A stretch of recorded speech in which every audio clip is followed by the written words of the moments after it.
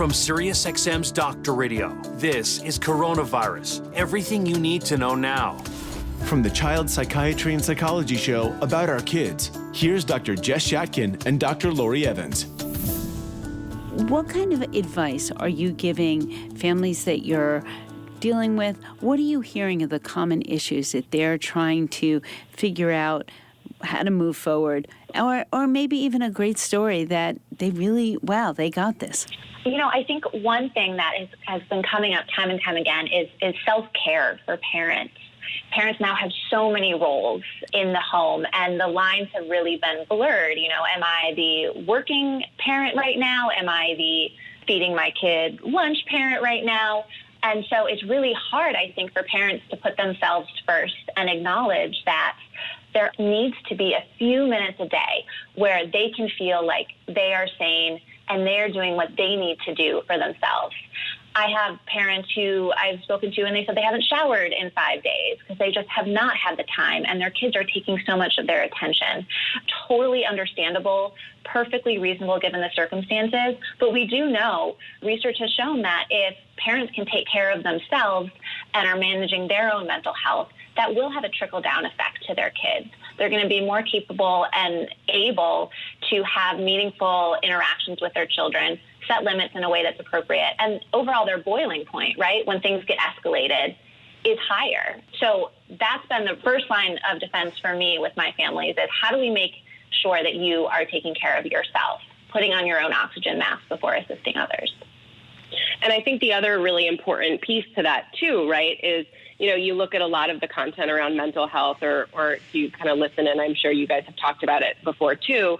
Families are really feeling like self-care is just an impossibility, right? It's like we're all kind of blue in the face talking about, oh man, well, you need to take care of yourself. And on one hand, it is so incredibly important. And on the other hand, many families might be like, well, that's pretty invalidating, right? Like I just can't. And so part of what we talk about in our article is how to really build in tiny little things in your day that are manageable and doable, that are restorative in bits, right? Whether it's waking up 5 minutes early and sipping your tea, or taking a few minutes to stretch, or playing with your child, right? You want to make sure whatever you're doing for yourself is restorative for you too. So if you think that that's likely to go off the rails, then that might not be your activity.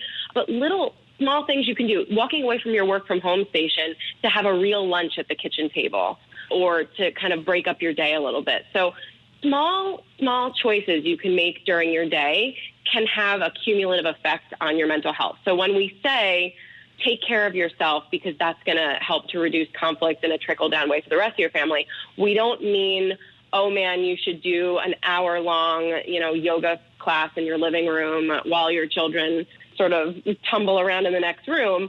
We mean small ways you can build in moments for yourself during the day that are manageable. I think that's a really good point. I've gotten a lot of eye rolls over Zoom, and I can see those, when I tell parents, make time for yourself. And absolutely, it's all a balance here.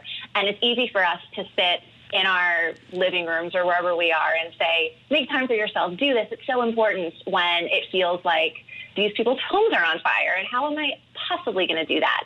So to Dylan's point, really just making sure that it's manageable and it fits for you, and it's something that you can kind of keep up because it really is important. Well, I think what I've seen is lots of parents of ADHD children have called me over the past even year because they've read an article or seen something that, we heard meditation and mindfulness is really good for ADHD kids, and I can't even get my kid to turn on the app, never mind listen.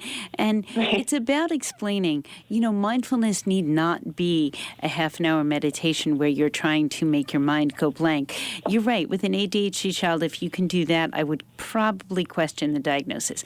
That said, there are active mindfulness that can be fun that really keep people in the present moment. I had a parent who, during this time, she took her phone, she took 10 photos of things in their small apartment, and then said to the kids, these are things, can we figure out where they are? Can we locate them? How much have you noticed the environment around you? And of the 10, her 2 kids could only recognize from the pictures 3. And so then they did a more fun thing and looked for themselves. And then it was a game where they tried to notice 10 things that maybe their parents hadn't noticed. So again, there are ways to do things that keep you in the present moment, that keep you occupied. And that can be just as powerful as a 30-minute meditation app. So there are ways to do it actively. One trick I often give to parents who want to do some mindfulness with their kids is to pick activities that have a more kind of salient sensory experience. So eating or taking a bath, things that have a lot of touch or taste or smell. And I think that's something also that helps to improve kids' attention or ability to kind of engage with it. But I love the gamifying it, right? It almost becomes a little bit of a mindfulness scavenger hunt. So any ways you can kind of get creative. I also think the internet has been a really nice wealth of resources for parents who are looking for activities, who are looking for things like this. So definitely doing a little bit of a search and finding some things that sound creative and fun for kids that can also serve that purpose of mindfulness and that restorative piece. Get facts, not fear, from SiriusXM's Dr. Radio. Presented by the leading experts from NYU Langone Health. To learn more about Dr. Radio, including shows and schedules, go to SiriusXM.com/Dr. Radio.